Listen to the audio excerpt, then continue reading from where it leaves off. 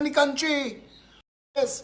If you think it is as easy as flipping a switch to change 58 years of institutionalized criminality in this country, you're mad. Where we're smoking, stop smoking it. It's 58 years of institutionalized wrongdoing in this country that's created the mad show that we have as a country. Can't get away from that. Cannot get away from that. But I understand that a lot of people who could take cheap shots at Gary because they can't take shots where the shots need to go. And the shots, the problem that you are having and the fight that you want to have is in the parliament. The argument that you want to have is with the parliamentarians. But some of you cannot face the fact that the people that you give your support and your vote to have been working against you all along. So you want to come and talk about the man who enforcing the law. And again, I said last night, there's a fellow called Jonathan Mark Peters, who, and I'm entertaining him in the conversation. Gary could have locked up this one, Gary could have locked up that one. I said, it doesn't work so. The police have a level that they could operate by law. They can't go and charge and lock up government ministers without the direction of the Director of Public Prosecutions. But how they lock up Andy? How they lock up? Because of the DPP. That's his role in the situation. So you have to be informed. You want that change? You want the Commissioner of Police to be able to go and lock up politicians? That law have to change in the Parliament. That's where it changes. So, without further ado, I'm going to let the man speak for himself. Because there are some questions I want to ask, and then I know he will take it from there. Good morning. Mr. Commissioner. Yes, sir. Thanks for giving me the 5 minutes you promised to give me. I just want to ask a question to clarify what is going on with the state of emergency situation. Before we go any further, people have a problem with the way David Welch was manhandled, for want of a better word. Do you have anything you would like to say on that at this point? Any matter that is, sorry, good morning to everyone. Again, what happened a lot to Philip is that many people, especially on social media, they are law enforcement experts. They always know the facts. They don't even understand the facts. And they will make an assumption or something and then come to their conclusion. They are not aware of what Mr. Welch did, how he operated, and what was the reason for actions taken by the police. So that is where I would not even bother to venture into trying to clarify what happened yesterday. The facts will come out in court. As it pertains to the initial situation where Mr. Welch and several others put out their telephone numbers and made a decision trying to get persons to mobilize, to form a motorcade and to assemble at a specific area. As the Commissioner of Police, I am left with no other choice but to ensure that the law is enforced.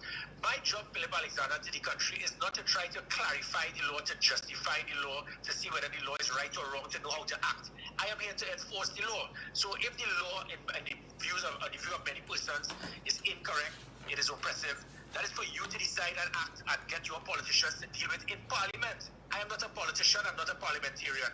I am a Commissioner of Police, so I have to ensure the law is enforced. If persons don't understand that, it shows your intellectual ability is lacking and you do not understand what the law is and what police officers do. So if they refer to Section 107 of the Summary Offences Act, Chapter 1102, it will state specifically about public marches and if anyone wants to have a public march, whether that procedure is whether a pedestrian, vehicle, or even a bicycle, you need permission from the Commissioner of Police.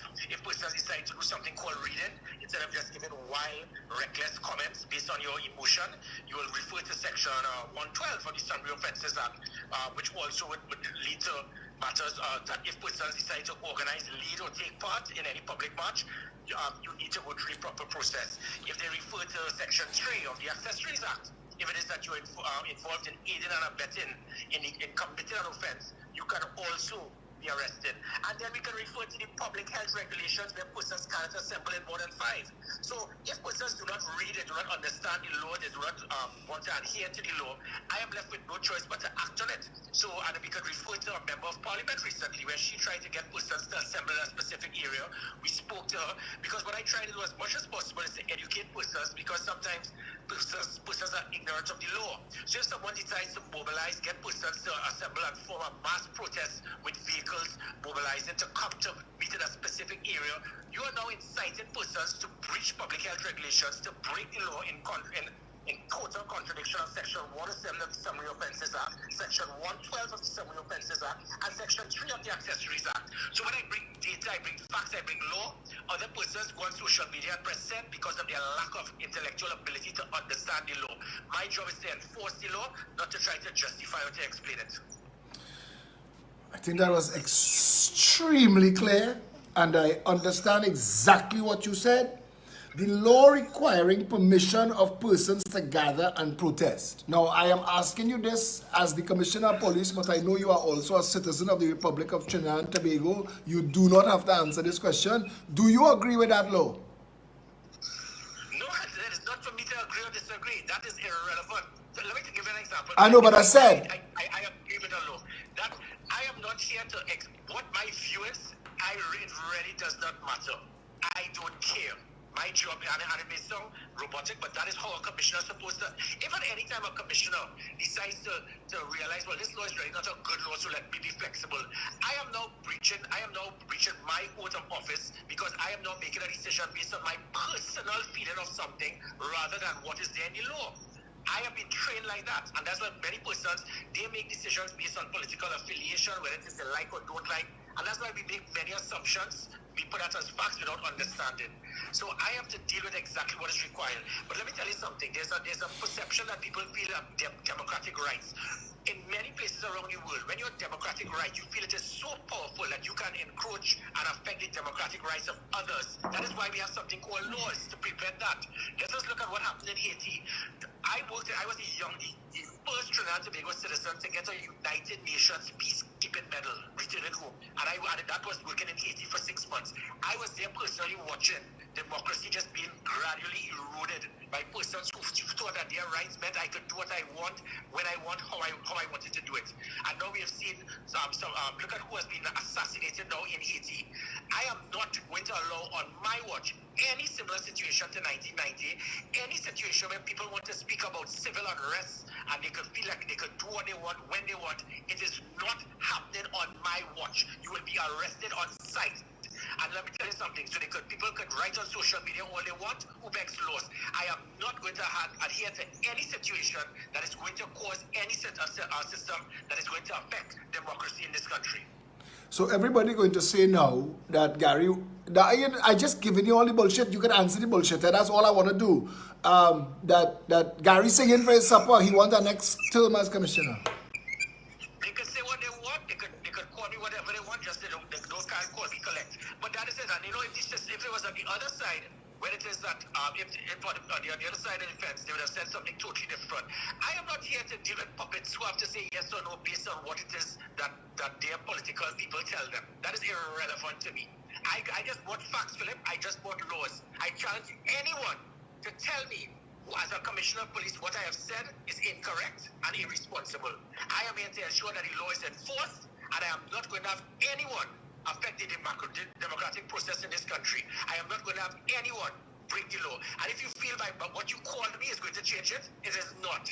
You're going to be arrested the same way if you break the laws in this country. Which brings me to this question. And again, you don't have to answer it if you don't want to. But people have been repeatedly raising the issue that we have a mask law, but some politicians and some office holders do not seem to be observing that law, and they're not getting the same penalties as the average citizen. Well, again, if you have a concern with that, rightly so, you can bring it forward. You see, Philip, when it is that there are some people, because they have about 3 brain cells, it's difficult for them to say anything else but speak about who's a puppet, who's not a puppet. In contrast to many persons, whichever side of the fence they're on, this commissioner of police actually arrested persons on either side of the political fence. This commissioner of police actually cleared a sitting opposition leader for 2 matters as it pertains to Emailgate and marijuana at a residence. So I have proven, without a shadow of a doubt, that I work on facts, I work on evidence, and we make decisions based on the investigation being completed. So when it is that Marley McDonald was arrested, that was based on me being a puppet, or a previous attorney general on the other side, or a present opposition leader.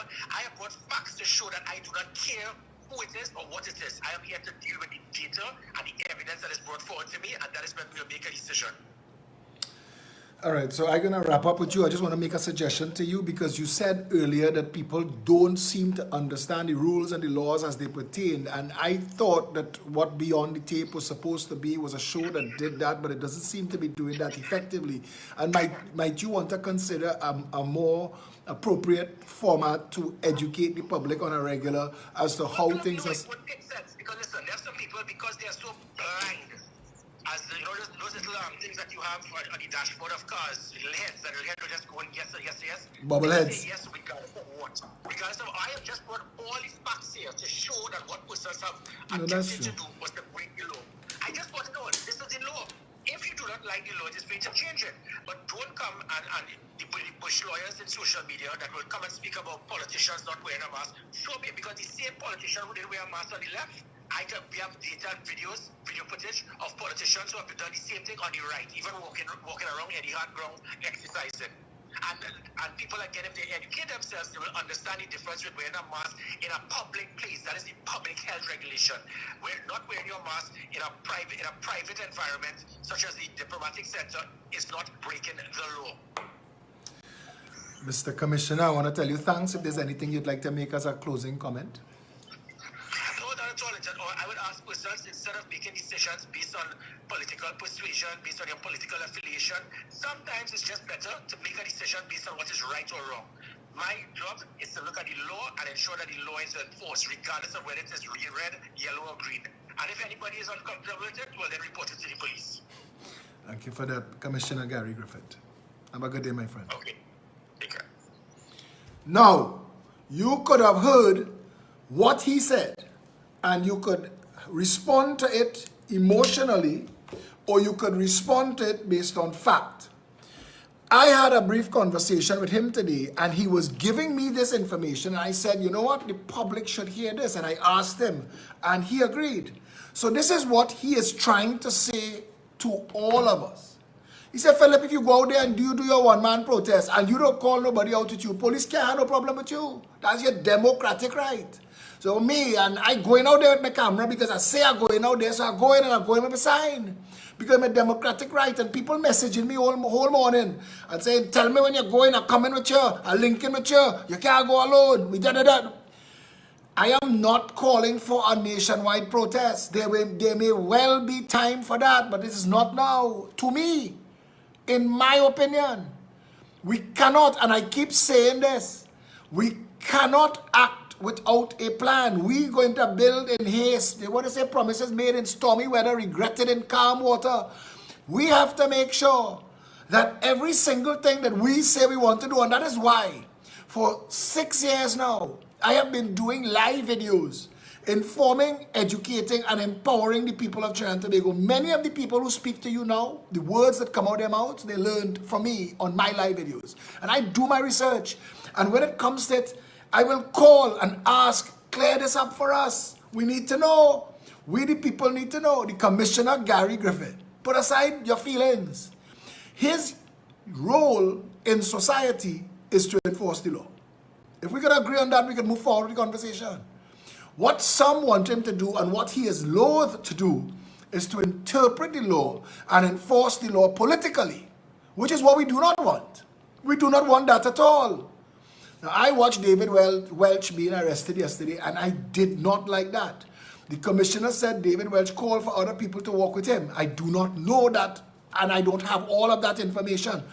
So I can't have an opinion, but I stand with David Welch as an activist. I think that boy has a bright future, but like everybody else on both sides of the political divide, there's only so far you could grow. You're like a tree planted in a pot. After the pot fall up are your roots, because they contain you. They keep you contained. They do not allow you to bloom and flourish and grow to your full potential. I keep telling the UNC about Marsha Riley. Marsha Riley Walker, whatever her name is now. She should be a PRO. I like Kirk Megu. I marched with Kirk Megu. I'm friends with Kirk Megu. When Kirk Megu was appointed PRO for UNC, today, the next morning, he had breakfast with me to ask me, and we talked about, and I told him, this is going to ruin you. You are a brain surgeon, and they put you to fly a plane, and they're going to judge you by your ability to fly the plane, and they're going to tell you you're the worst pilot ever, but you're not a pilot. You're a brain surgeon. You are a political scientist. They say, as I say, there are horses for courses. That's not your course. Marsha Riley became the PRO of Arbor School. Many of you all won't remember this. And a lot of the strong activists I know, I met when I gave my support to Arbor School that was fighting the PNM and the UNC for its right to exist. And I met Marsha Riley there, and I told her, I said, you have a strong career in politics if you ever want it, because optically, she's what Trinidadians call a red woman. But she's bright, and she charismatic, and she courageous. So when I watching Dave Tanku, who can't find his teeth in his mouth, want to talk to you on behalf of the UNC, and everybody snooze. Wade Mark snooze. Rodney Charles snooze. Nobody wants to hear them. You have to understand, politics is a game of winning. Nobody wants to hear these people who don't capture your heart and mind. You may want to support the party they're part of, but you can't watch them long. It's more interesting to watch paint dry. But somebody like Marsha Riley, she's animated, she's interesting, she brings a lot of depth and dimension to our conversation. She should easily, people talk about Anita. Anita was PRO for a while. Anita is lukewarm at best. Sometimes she's very informed. In human resource management, you have to grade people based on their abilities and capacities as a numerical grading system.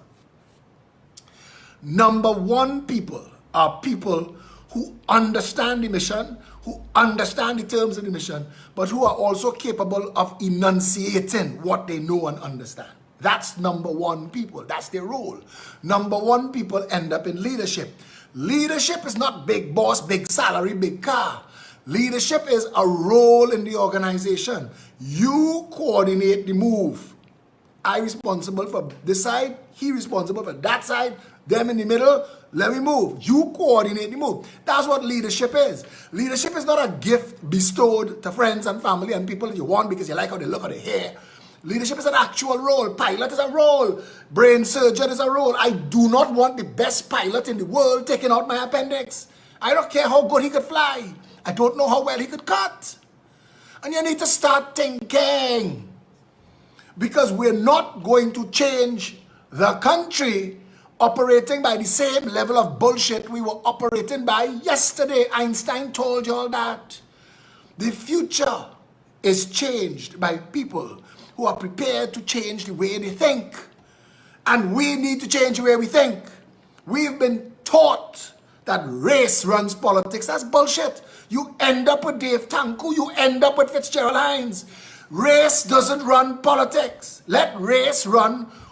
But I can't tell you it was a good reason for race to run, so I'm not going down that road. But take race out your life. Take it out your mind. You wouldn't let race decide who is your best friend. You wouldn't let race decide who you're dating. Because you wouldn't. You could be the more... Listen, man. I have a partner, he just tell me the worst racist jokes, an Indian fella. And all his life, he only dated black women. And I don't understand the conundrum of this man, but I understand the conundrum of Trinidad, where we're taught to think in terms of race. And as Einstein said, we have to change that. We have to change that. We have to see people as people first. And then we have to see people based on their capacity. Bring it back to David Welch. The boy is well-spoken. He's fast on the uptake. He's charismatic. David Welch should not be beating the bushes for UNC. David Welch should be trained. The UNC should put him in university. The boy has been loyal to a fault. He has stood with them through thick and thin. Put him in university. Get that boy a political science degree. groom him and grow with him. But politicians in this country don't have that vision. They want to ride on your back and use you. The entire Progressive Empowerment Party, with the exception of one man that gets sidetracked by a red woman, the entire party that we form, still here, still waiting. They didn't explode into the UNC and the PNM because the UNC and the PNM doesn't capture their hearts and minds. They believe in the mission. They want a better country, and while they all want better for themselves and their family, and they want a bag of money, they don't want a bag of money wrong. They have principles, they have ethics, and I just want to say that real leaders, their responsibility is to understand the capacities and the capabilities of the people that follow them. We, the people of Trinidad and Tobago, we have to start making our decisions based on fact-based knowledge, not on emotion. Because how I feel about something, and I'll say this again, let me explain what Inshan Ishmael coined as the Andrea effect. And this is how it's supposed to be throughout your life. How I feel about a person on a personal level is irrelevant. If we're working together, if I could work with you and you could work with me and we could get the job done, my personal feelings about you, irrelevant. You know what that's called? You know the Andrea effect is called in science emotional intelligence. Andrea gave us the opportunity to be intelligent emotionally, that we could make our decisions based on what people bring to the table and not our predisposed. Because you know what you learn? You know what you learn as you walk through life? A lot of things that you thought were true, not true. A lot of things that you thought that you believed, you don't really believe. A lot of things that other people told you that was fact, was their dogma, was what they believed. It had to do with some experience, good or bad, they had. But you have to have your experiences too. And you have to decide for yourself what you believe. And that's another conversation that we will have. But it's easy to tell Stephen Hardy when he said, putting on my clothes and I opening my business and who makes laws? Everybody say, yes! And we burn it down. And I say yesterday, I'm going back, yes! And we burn it down. When it burned down, who living in the ashes? You think the people that you're fighting living in the ashes? You think the people that you think they're going to lose? The only people who lose when you burn it down is the people that could least afford to lose. So burn it down politics can't be on our radar.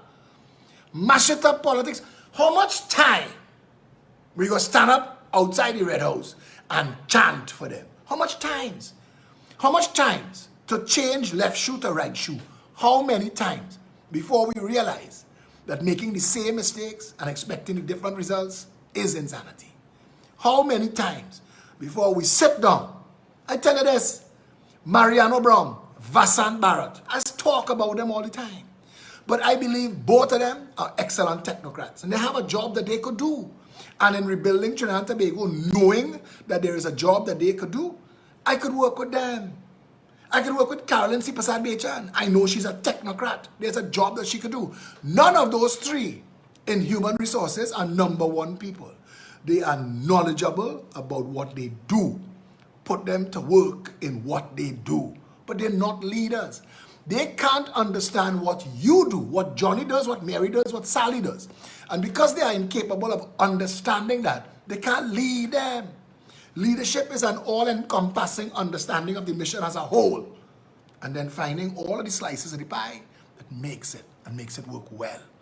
I'm saying to you again, to the people who are going to come, he's just Gary Griffith friend, forget him, my father pleasure. This is not about me anymore. This stopped being about me a long time ago. Me doing this, I tell all already.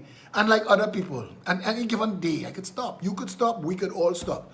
The only reason that the mission, the drive, the push, to do this for free, because it's for free. In fact, it costs me. I set aside my professional business life, things that I could be pursuing for myself, my family, and I do this out of love of country, but for selfish reasons. My reason for being in politics will be different from yours. My reason's selfish. I love Trinidad and Tobago. My children may grow up and decide they want to live somewhere else. My son is a British citizen, my daughter is a Canadian. And they might both decide to go where they come from. But I love Trinidad and Tobago. That's where I born. And I want the Trinidad and Tobago that I knew as a child to be available for them to have an opportunity to choose. A safe place. A place that if I grow old here, that I don't have to worry about who breaking through my window to thief what I have in the night and kill me. To thief me friggin' $20 in my wallet or my whatever. And that's what we live in now. And all of us are victims of that. And if all of us can see that no matter which race and which face in government, between these two, not changing it, then something had to give. Something had to give. Our problem is not with who is enforcing the law. Our problem is with the laws themselves. The sedition law needs to be struck off the books. That law with permission to march, there is a piece left over from Carl Hudson Phillips' Public Order Act that Eric Williams wanted when Eric Williams tried to create a dictatorship for himself. That needs to be struck off the books as well. We need to put things in place to control, should there be, but that is law enforcement's role. But it shouldn't be that the public does not have entrenched and deep democracy. You are entitled to that. You are entitled to that. And until you get a political party that says, vote me into office, and the first thing that I will do in my first day in office is write the law by which you could fire me. Vote for that. Because right now you can't fire Rowley. Every other civilized country in the world, you could fire the prime minister. There is a mechanism. There is somewhere to report, some public servant to go to and say, hey, my bank do me so and so, and they will deal with your bank. Trinidad and Tobago does not have that. We are a broken nation because our laws are archaic or stupid. We need a team of good legal intellectuals to go through all of our laws and to bring to the parliament the laws that need discarding and to write laws that are appropriate to the operation of Trinidad and Tobago as a nation state, respecting the rights of the citizens as enshrined in the Constitution. That's where we need to be. This video don't have to be long and wide to make a point. I think that we, the people of Trinidad and Tobago, are at a place where we want better. I think that that's where we are. But we don't know how to get better. So like children, we want to swing our fists. Remember, my right to swing my fist stops at your right to not be hit in the face. So then all of us will just look like we're outside there doing kung fu dancing. So that don't make no sense. Let us agree to think it through. Let us agree to think through it now. Think through it. If all the businesses in Trinidad and Tobago acted in solidarity tomorrow, if tomorrow all the masses and the True Values and all the super farms and everything shut their doors until the government opened the entire economy. But that's for Derek Chin and Juvie Warner to chat. Are we friends? Do we support each other business-wise? Gerard Aboud and Christian Moutet and all of the people who speak for all of the businesses that are shut down, the business chains, they need to talk. You are benefiting from my shutdown for now. If you want us to be business colleagues going forward, a day will come when my business may be benefiting from your loss and you would want me to stand with you. That's called solidarity. And the truckers showed solidarity and the government opened the construction sector. And the taxi drivers showed solidarity and the government changed that. And the reason we get nothing done in Trinidad and Tobago is we are not acting in solidarity. We acting for we side. So we're using issues conveniently. We are using the issues conveniently. So the PNM view of the issue is a PNM view and the UNC view of the issue is a UNC view. And we're not looking at it from a Trinidad and Tobago view. And the day we start looking at it where no matter what you do, that everybody benefits and everybody prospers, be they PNM, UNC or WXYZ, that is when we will start to grow up as a nation, not a minute before. And between then and now, all of y'all who have all your fists clenched tightly, swing away, partner, swing. Don't let me get in your way. Don't let me get in your way. But I'm telling you all now, and I say again, all through history there have been times when people have had to stand against. And if ever I felt that this was no longer a proper democracy, I will walk and march against the government without hesitation, without fear. And you know that. But we always need to know, when we're removing the old, what we put in its place. That needs to be built. We have to have that. We have an idea of what that is. We need to agree that in the best interest of the people, these 20 things. Make a list. A list of 20 things will transform Trinidad and Tobago forever, for good. You want a better country? Let's start talking about that. Are you still going with a placard outside the Red House in capital letters? So I'm assuming that Ravi Ramdeen is shouting at me. Yes, Ravi! That was me shouting back. I cannot be manipulated politically, not by either side and certainly not by the public. My only mission in politics is to try and create a space where everybody could think logically but nationally. Okay? That's it. Until tonight, stay safe.